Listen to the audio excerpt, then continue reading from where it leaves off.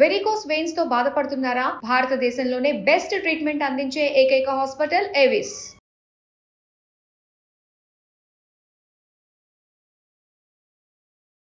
నమస్తే రమగారు. నమస్తే జయ. రమగారు, కొంచెం పెద్ద కథ చెప్పుకుందామా? ఒకసారట ఒక బ్రాహ్మణ యువకుడు నదీ తీరానికి వెళ్ళాడు.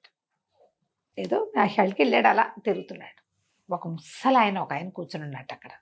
ఆయన ఎవరు? బ్రహ్మదేవుడు. ముసలి వేషంలో కూర్చుని దర్భల్ని అక్కడి నుంచి ఒకటి ఇక్కడి నుంచి ఒకటి పీకి ముడేస్తున్నాడు. ముళ్ళేస్తుంటే ఈ కుర్రాడు, మన యువకుడు, అలా వెళ్ళి చూస్తూ కాసేపు ఊరికే చూస్తాడు, ఏదో చేస్తున్నాడు అనుకున్నాడు. మళ్ళీ వచ్చినప్పుడు చూస్తే ఆయన ఇంకా ముళ్ళేస్తూ కనపడ్డాడు. ఓ వృద్ధుడా, ఏం చేస్తున్నావు అంటే, ఏమన్నా అడిగినా ముళ్ళేస్తున్నాను అన్నాడు. దర్భలకు ముళ్ళేయటం ఏమిటయ్యా అన్నాడు. దర్భముళ్ళు కాదురా అబ్బాయి, ఇవి బ్రహ్మముళ్ళు. ఇగో రామేశ్వరంలో అబ్బాయి, ఇదిగో కాశీలో అమ్మాయి, వీళ్ళిద్దరికి ముడి పెడుతున్నాను. అటా పెడతావు నువ్వు అన్నాడు. వాళ్ళకి ఘటన ఉంటే అట్లా అవుతుంది, ఘటన బట్టి ఎవరికి ఘటన ఉందో ఎక్కడ ఘటన ఉందో చూసి ముళ్ళేస్తున్నాను అని చెప్పాడు. మామూలుగా మనం వివాహాలు అలాగే చెప్తాం కదా. చెట్టు మీద ఉసిరికాయ, సముద్రంలో ఉప్పు కలిసినట్టు కలుస్తారు భార్యాభర్తలు. ఎవరో ఎక్కడో ఏమిటో, మనం ఎవరమో వాళ్ళెవరమో. ఒక్కోసారి కులాలు మతాలు కూడా మారిపోతూ ఉంటాయి. సాధారణంగా రాష్ట్రాలు మారిపోతాయి, ఎక్కడి నుంచో ఎవరో దేశాలే మారిపోతాయి. ఇప్పుడు ఇదివరకు రాష్ట్రాలు మారేవి, కాస్త అటు ఇటుగా ఊళ్ళు మారేవి. క్రమంగా కులాలు మారడం మొదలైంది, మతాలు మారడం మొదలైంది. రాష్ట్రాలతో పాటు అవి కూడా, దేశాలు కూడా మారిపోతున్నాం. ఇలా ముళ్ళేస్తుంటే కుర్రాడు అన్నాడు, అదేం పని, అట్లా చేస్తావా అంటే అట్లాగే అవుతుంది, వాళ్ళ ఘటన ఉంది, ఘటన ఉంటే ముడేస్తున్నాను అంతే నేను అనేసరికి, అయితే నాకు ఎక్కడ ఘటన ఉందో చెప్పు అన్నాడు. అనేసరికి ఈ పిల్లవాడిలో ఉన్న వేళాకోళాన్ని గమనించాడు ఆయన. సరే చెప్తాను ఉండని వాటి నుంచి ఆ గుంపులోంచి వీడి పేరుతో ఒక దర్భ లాగాడు. యువతలో ఉన్న రెండో గుంపులోంచి మళ్ళీ ఒకటి లాగి, మరి గంగానది తీరంలో స్వపచుడు అని ఒక చండాలుడు ఉన్నాడు, వాడికి ఒక కూతురు, అదే నీ పెళ్ళం అని ముడేసేసాడు. నిర్ఘాంతపోయాడు కుర్రాడు. హౌరవురా, ఇంత మాట అంటావా? స్వచ్ఛమైన బ్రాహ్మణ వంశంలో పుట్టాను నేను, చండాలుడు కూతురు నేనెందుకు చేసుకుంటాను? అట్లా ఎట్లా అవుతుంది, నాకేం తెలుసురా, ఘటన అట్లా ఉంది, నీకు స్వపచుడు కూతురుతో పెళ్ళుంది అంతే అంతే అనేసరికి పోపా అని చెప్పేసి అక్కడ ఉన్న దర్భలన్నీ విసిరేసాడు. నోటుకొచ్చినట్టు మాట్లాడతావా, పెద్దవాడివని అడిగితే ఇట్లా మాట్లాడతావా అన్నాడు. ఇంటికి వెళ్ళిపోయాడు. కానీ లోపల పీకటం మొదలుపెట్టింది, నిజమేనేమో అని. అయిపోతే ఒకవేళ, ఎందుకంటే తన స్నేహితుడు ఎవరో ఎక్కడికో వెళ్ళి అక్కడ ఒక పిల్లని చేసుకుని తెచ్చుకున్నాడు, దక్షిణాది వాడు ఉత్తరాదికి వెళ్ళి చేసుకున్నాడు. ఇటువంటిది ఏమైనా జరుగుతుందేమోనని అనిపించింది. సరే ఏమనుకున్నాడు, ఆలోచిద్దామని బయలుదేరాడు. వెళ్ళగా వెళ్ళగా వెళ్ళగా సరే గంగా తీరానికి వెళ్ళిపోయే దారులు దొరికినాయి కుర్రాడికి. అక్కడికి వెళ్ళి అసలు అక్కడ స్వపచుడు ఉన్నాడా, వాడికి కూతురుందా చూద్దామనుకున్నాడు.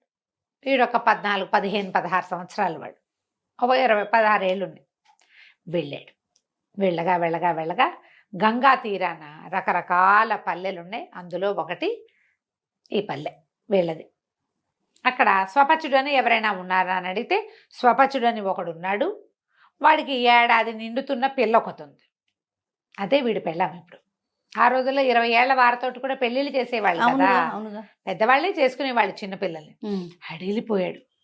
అబ్బా, ముసలాయన చెప్పినట్టుగా గంగా తీరం ఉంది, తీరంలో పల్లుంది, పల్లెలో స్వపచుడు ఉన్నాడు, స్వపచుడికి కూతురు కూడా పుట్టింది, ఇదే నా పెళ్ళాం అవుతుందేమో, ఎట్టగైనా ఆ పిల్లని చంపేయాలనుకున్నాడు వీడు.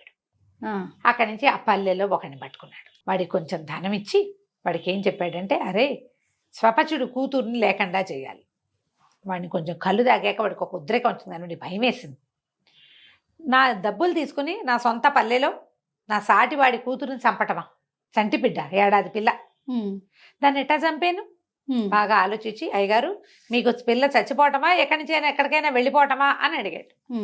ఏదో వదిలేస్తే వెళ్ళిపోతుంది. అయితే ఓ పని చేద్దామండి, కుంతీదేవి కర్ణుడిని మేదరబొట్లో పెట్టి వదిలిపెట్టింది, మనం కూడా మేదరబొట్లో పెట్టి వదిలిపెట్టేద్దాం. ఈ పిల్ల ఎక్కడికో కొట్టుకుపోతుంది, మునిగిపోయింది అనుకో మన చేత్తో చంపినట్టు అవ్వదు మనకి అంటే సరేనన్నాడు. అయితే వీడన్నాడు, మరి మీరు ఇచ్చిన డబ్బుల నుంచి మేదరబొట్లు అవి నేను కొనలేనండి, మీరు బజార్ వెళ్ళి ఒక మేదరబుట్ట కొనుక్కురండి అన్నాడు. ఇతను ఏం చేశాడు, ఒక మేదర గంప, దాని మీద పంచవర్ణాలు వేసిన గంప ఒకటి కొనుక్కొచ్చాడు.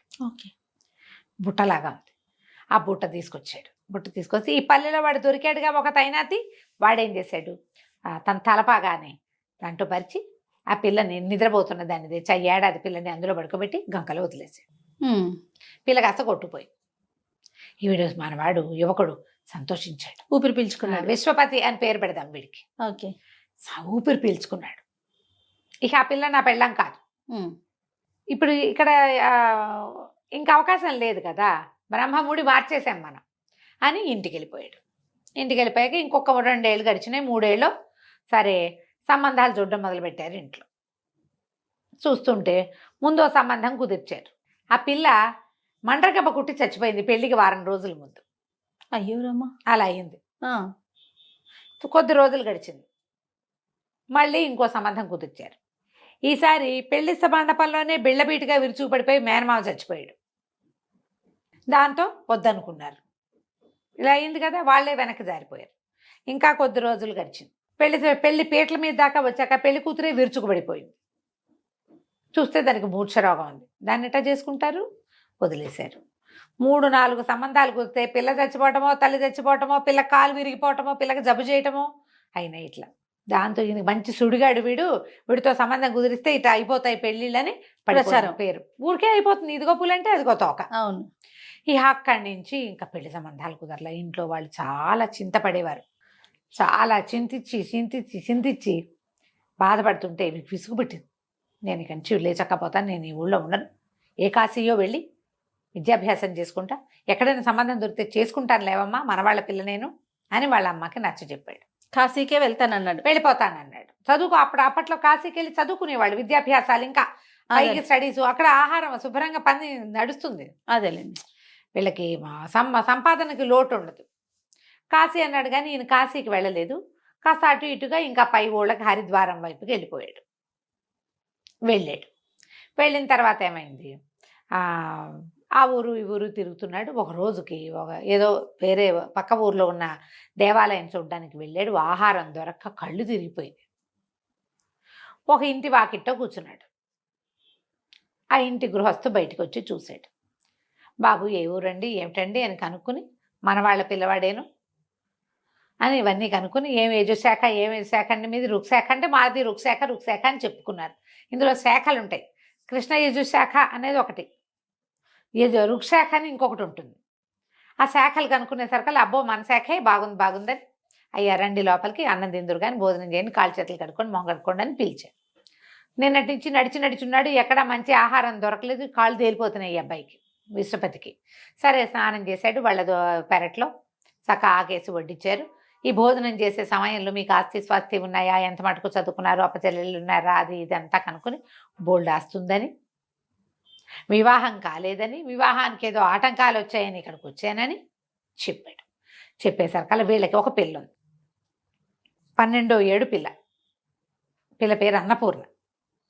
ఆయన వీళ్ళు ఆలోచించుకుని పెళ్ళాన్ని చెప్పాడు. ఏమే శుభ్రంగా రూపసిగా ఉన్నాడు, పిల్లకి ఈడే పర్వాలేదు, వృద్ధుడు కాదుగా, యువకుడే, ఒక 20-30 ఏళ్ళు ఉంటాయి. 30 ఏళ్ళు ఉంటే మంచి పెళ్లి కొడుకు. ఓకే. ఆ రోజుల్లో పిల్లనిచ్చి పెళ్లి చేసేద్దాం. పిల్ల ఇంకా పెద్దదవల, ఇవాళ రేపో పెద్ద మనిషి అవుతుంది అంతే, అంత వయసు ఉన్న పిల్ల, పెళ్లి చేసేద్దామని అనుకున్నారు. సరే వీడికి అక్కడెక్కడ పెళ్ళిళ్ళు అవటం లేదు కదా, ఎక్కడ సంబంధాలు కుదరలా, మన వాళ్లే కదా, మన శాఖే. సరేనని పెళ్లి కొప్పుకున్నాడు. వెంటనే వారం రోజుల్లో ముహూర్తం కుదిరింది. చక్కగా వివాహం జరిపించారు. వివాహం అయిపోయిన తర్వాత సరే పూజ గదిలోకి తీసుకెళ్ళారు పెళ్లి కుమారుడిని. తీసుకెళ్ళేసరికల్లా అక్కడ చక్కగా పెద్ద దేవుడి మందిరం, పక్కన ఒక మేదర బుట్ట పెట్టుంది. భయ ఉలిక్కి పడ్డాడు. ఈ బుట్ట ఏంటండి అన్నాడు. ఆ బుట్ట దేవి వరప్రసాదం ఆయన, మాకు సంతానం కలగల చాలా ఏళ్ల పాటు. 11-12 సంవత్సరాల నాడు మా ఆవిడకి ఒకనాటి రాత్రి కలొచ్చింది. పార్వతీదేవి కల్లో కనపడి, గంగానదీ తీరానికి వెళ్ళు, నీకు ఒక సంతానం దొరుకుతుంది అని చెప్పింది. ఆ చెప్పింది పార్వతీదేవి అన్నపూర్ణావతారంలో గరిటె పుచ్చుకొని కనపడింది. మేము అప్పుడు కాశీలో ఉన్నాం. అందుకని నా భార్య వెళ్ళి గంగా తీరంలో కూర్చుంది, కలొచ్చింది కదా అని మేదర బుట్ట కొట్టుకొచ్చింది. అందులో ఈ ముద్దులు మూట కట్టే ఏడాది పిల్లుంది. పిల్లకి మేము అన్నపూర్ణ అని పేరు పెట్టుకుని పెంచుకున్నాను ఆయన. ఇంకా మాకు దొరికిన పిల్లని అందరికీ తెలుస్తుందని మేము ఆ ఊళ్ళో ఉండలేదు. అక్కడి నుంచి వచ్చేసి ఇక్కడ స్థిరపడ్డాం. అమ్మవారి పేరే పెట్టుకుని పిల్లనే అమ్మవారిగా కొలుచుకుని పెంచుకున్నాం. ఆ బుట్ట అదేనన్నాడు. నేను కాంతపోయాడు.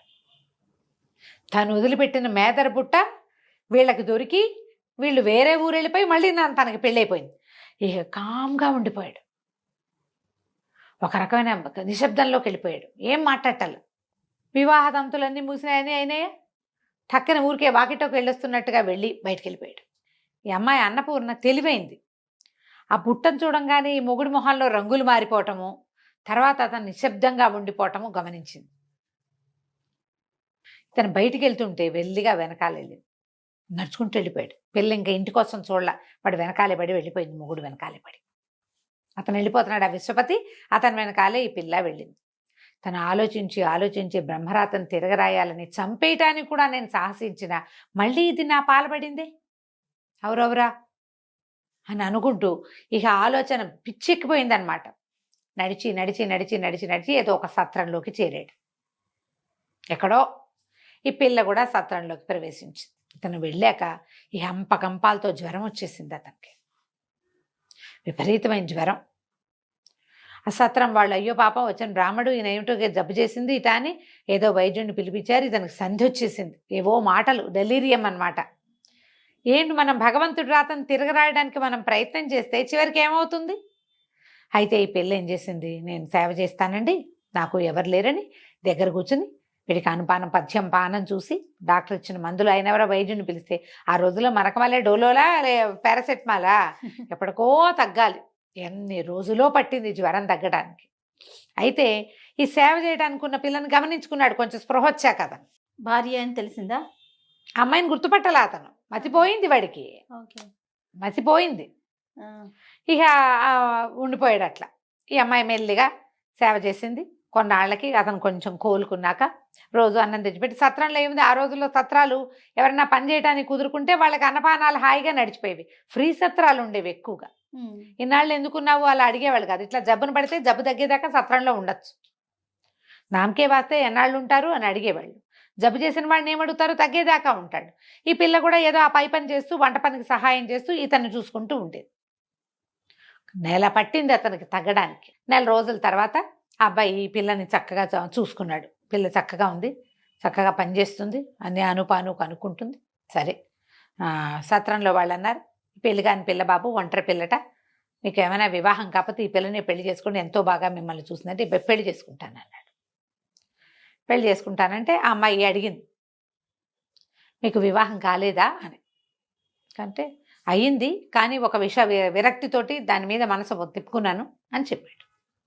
అక్కడి నుంచి వివాహం తంతు అన్నీ ఏర్పాటైనాయి. వాళ్ళే చేశారు ఆ సత్రంలోనే. అప్పట్లో పెళ్ళిళ్ళకి మనకు మళ్ళీ బఫేలా డిన్నర్లా ఏముంది, తూతూ మంత్రం చేసుకునే వాళ్ళ చక్క మంత్రం ఉండాలి, సన్నాయి ఉండాలి, మంత్రం ఉండాలి, ఇకేం ఉండక్కర్లా. ఏదో పసుపు బట్టలు కట్టుకున్నారు. సరే, సూత్రధారణకి తాడు పుచ్చుకుని మూడైపోయేసరికి అలా అమ్మాయి మెళ్ళ మంగళసూత్రాలు కనపడ్డాయి. బ్రాహ్మడికి నిర్ఘాంతపోయాడు. ఏమిటి నువ్వు వివాహితవా అన్నాడు. మంగళసూత్రాలు నుండి మళ్ళీ పెళ్లి చేసుకుంటున్నావంటే ఇది వరకు అయిందండి వివాహం, కానీ ఒక విరక్తితో ఆ వివాహాన్ని వదిలించుకున్నాను అని చెప్పి తను చెప్పిన వాక్యమే చెప్తోంది. నవ్వింది పిల్ల. నవ్వేసరికి వీడికి స్ట్రైక్ అయింది. అవురా, ఇది కానీ నా పెళ్ళాం కాదు కదా. వాడి గుర్తు కూడా లేదు ఆ పెళ్లిలో. ఆ పిల్లని అప్పుడు చూసాడు అతను, మనసు ఈ అనారోగ్యంతో మర్చిపోయాడు. అప్పుడు స్ట్రైక్ అయింది, చేయిపుచ్చుకుంది. నా మెళ్ళో కట్టచ్చు, ఇదివరకైన వివాహాన్ని విరక్తితోటి వదిలించుకున్నాను అని చెప్పేసరికి అప్పటికి అర్థమయ్యి భగవంతుడి వైచిత్రి ఇట్లా ఉంటుంది కదా. రెండోసారి కూడా మళ్ళీ తనే వచ్చింది, తాడు మూడేసేసాడు. అక్కడి నుంచి మళ్ళీ వెళ్ళి అత్తగారి మామగారికి కనపడ్డాడు. తర్వాత భార్యతో జీవితాంతం సంతోషంగా ఉన్నాడు. బ్రహ్మముడి అలా ఉంటుంది, అంతే, ఎవ్వరు తప్పించలేరు. రైట్ రాము గారు, నమస్తే.